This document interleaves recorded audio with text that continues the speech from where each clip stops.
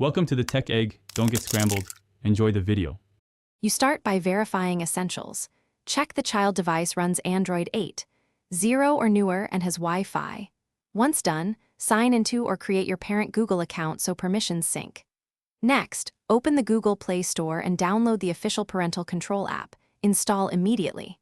Make sure to accept required app permissions when prompted: location, accessibility, and device admin, because these allow monitoring and remote rules. This first setup gets the app ready to configure controls and pair with your child's profile.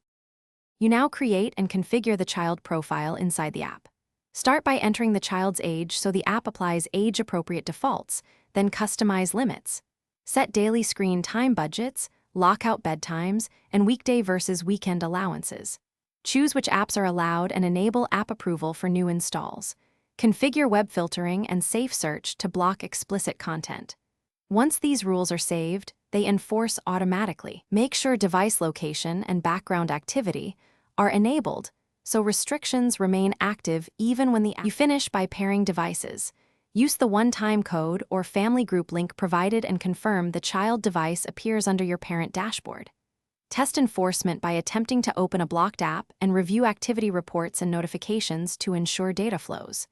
If something goes wrong, reboot both devices, re-grant the app's permissions, especially accessibility and device admin, then update the app via Play Store. If problems persist, unlink and repair the devices. This resolves most sync and permission errors quickly. Thanks for watching. Consider subscribing if I helped unscramble your problems.